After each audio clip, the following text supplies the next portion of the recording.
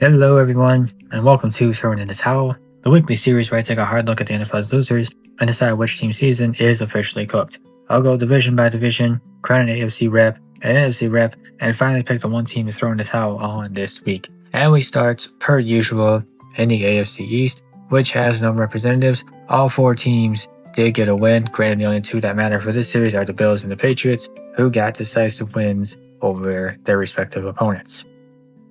Over in the North, we have the Bengals and the Steelers. And the Bengals look like a team that traded in their blueprint for success and forgot where the instructions went. The Bengals looked well on their way back to 500, but the club's leaky defense allowed the Jets to come back in the fourth quarter. Now, provided Joe Flacco is healthy and his shoulder issue is not going to be too big of a problem, they could still bounce back, but that loss on Sunday gives them less margin for error in the second half of the season. They missed an opportunity to stay in the thick of the AFC playoff race. And for the Steelers, defensive coordinator Terrell Austin should be on the hot seat. The Steelers have supremely talented players on defense, with TJ Watt and Cameron Hayward on the defensive front. They traded for Jalen Ramsey and signed Darius Slay to shore up the secondary, but the additions haven't produced optimal results. Entering Week 8, Pittsburgh was giving up the fifth most yards and the second most passing yards. After their latest performance, the Steelers should be concerned about Austin's struggling unit. Over in the South, no representatives this week. The Colts and Texans got wins, while the Jaguars were on a bye, and the Titans, for this video series, towel's already been thrown on them, and they lost anyway, so things aren't getting any better in Tennessee. Over in the West, no representatives here as well. The Raiders were on a bye, and all the other teams, Chiefs, Broncos, and Chargers, all got wins, so it is a light slate for the AFC. We only have the North being rep this week.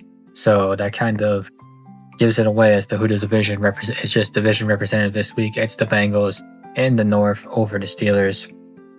So that also by default makes them the AFC representative. So a light slate for the AFC this week, which I guess is to be expected given how many teams were on byes.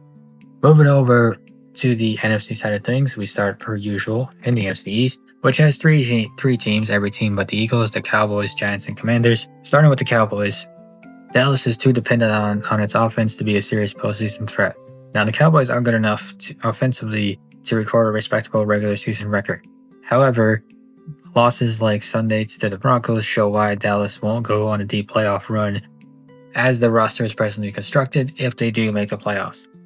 Even if they play flawless football on offense, which they didn't in Denver, that's not going to be enough to win every game. If Dallas doesn't get some help some defensive help soon, get some players back healthy, it won't be a viable formula to even reach the playoffs. As I mentioned, like I said, if they make the playoffs, they're not going to go for it.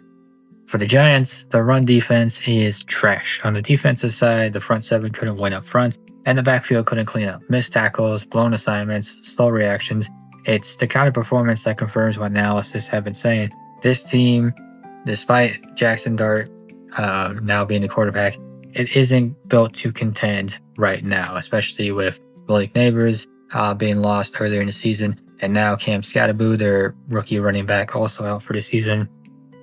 And for the Commanders, injuries are simply becoming too much for this team to overcome, similar to the 49ers. They did get Terry McLaurin back, but it sounds like he re-aggravated his quad injury, so that's something to keep in mind. Jaden Daniels is also on the shelf. And as a result, Washington has lost 3 straight and 4 of his last 5. And unless the Commanders get a lot healthier very quickly, especially getting their quarterback Jaden Daniels back, it's hard to see them pulling out of the spiral they currently find themselves in. Over in the North, we have the Bears and the Vikings. For the Bears, Chicago isn't as far along as their record might have indicated. The Bears entered Week 8 with a 4-2 record and a half game behind the Packers. Chicago had a chance to tie with the Lions. Instead, they fell flat against an opponent that entered a matchup coming off a bye, but also on a 4-game losing streak, and starting a new quarterback because of Lamar Jackson. Apparently, he was supposed to play, but then it changed, so he wasn't. Don't know what happened there. But nonetheless, Tyler Huntley stepped in and played well enough for the Ravens to get a win. Simply put, the Ravens took care of business. The Bears did not. And for the Vikings, Carson Wentz isn't getting the job done, and now he's out for the rest of the season. So they pretty much just kind of fed him to the wolves right there. And then now he's out for the season, so we don't have to worry about him playing for the Vikings anymore. Now, Kevin O'Connell, the head coach, is considered to be a quarterback whisperer, but he was not able to get the most out of Carson Wentz. Now, that might be harsh, that might be unfair, but it is true. Credit to Wentz. He toughed it out playing through that shoulder injury, but at the same time, he could not hold up or stay upright behind the ramshack offensive line, and he made too many mistakes himself. The disconnect between the talent and production is growing until they start showing up for 4 quarters. The membership in the losing team club for the Vikings will continue. Expect JJ McCarthy to be under center. Will it matter? Will it change things? Hopefully, but I guess we shall see. Over in the South, lone representative in the Falcons, and once again this team faltered on offense, predictable play calling, no big plays, and their quarterback was under siege yet again. Now, credit to Kirk Cousins, he tried as best as he could, but not having Michael Penix or Drake London certainly does hurt, but it's still inexcusable for an offense that has Bijan Robinson to generate just 213 total yards against with the 4th ranked rushing attack going against the league's worst run defense.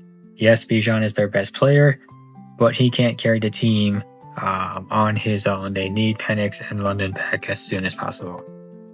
Over in the West, lone representative, which was to be expected, all the other teams were on a bye. And for the 49ers, similar to the Commanders, injuries continue to take their toll for this team. And credit to the 49ers, they have persevered as much as they can, but they can only endure so much before the cracks get even bigger, and then the team kind of breaks. And the 49ers might have reached their breaking point. Furthermore, their best remaining pass rusher was inactive Sunday as well. That's Bryce Huff. San Francisco started the season strong, and those early victories are certainly going to help them stay afloat. At the same time, there's only so many guys that they're going to get back healthy. And really, I think it's fair I think no one should expect the Niners to be counted among the NFC's best based on their current setup. I don't know if they make the playoffs. It's a bit of a stretch right now, but we'll kind of see. They got some good coaching, and we've seen that good coaching come into play. So I guess we'll have to see how things shake out for the 49ers. So moving on to the division representatives, we have the Giants representing the East, the Vikings representing the North, the Falcons in the South, and the 49ers in the West. Of these 4 teams, who is going to represent the NFC this week? It's not the 49ers. It's the New York Giants. And with that, we move over to the recap section. So week 1, it was the Panthers who got absolutely smacked by the Bills. Andy Dalton was starting at quarterback, and boy, was that was good for the Bills defense, but not for the Panthers offense. For the Saints, well, they finally had enough of Spencer Rattler. He is out. Tyler Shuck is in. It didn't make a difference in that game against the Buccaneers. Unlikely to make a difference against the Rams, but I guess we'll see. The Titans, same story for this team. I mean, credit to the way they constructed the game. I appreciate not having Cam Ward throw the ball 50 times a game. At the very least, they're doing one thing right, and that's that. So they're at least not trying to ruin this guy by having him throw 50 times a game. The Jets finally got a win. Granted, it was against the Bengals and their defense, so grain of salt with that one, but hey, win's a win. Congrats. I guess they were bound to get one at some point. The Dolphins, I don't know what to make of that. They played the Falcons team that also got blown out by the Panthers. So on one hand, it's good that they had the game that they did, but how am I supposed to take? I still can't take this team seriously. But hey, good win for them. The Browns, well, I think Dylan Gabriel has shown that he's not the guy at quarterback, and going into a bye, coming out of the bye would be a good time to start Shador, but it doesn't sound like the Browns want to do that. So the quarterback carousel will just continue to spin round and round and go absolutely nowhere. The Raiders, mercifully on a bye. Will they be any better coming out of it? Who knows? So as you'll recall, your Super Bowl matchup for throwing in the towel this week is the Bengals in the AFC, the Giants in the NFC. Of those 2 teams, who did I throw in the towel this week?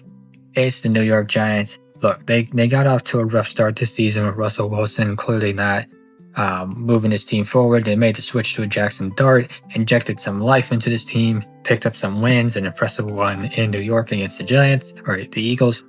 And certainly Cam Scottaboo taking over as starting running back as well has also injected some energy and life into this team. But unfortunately, Neighbors went down early in the season. Scatterboo is now out. It's really just Jackson Dart on offense, and that's kind of about it. So the future does look bright for the Giants. Whether or not Brian Daboll is the head coach for that team remains to be seen.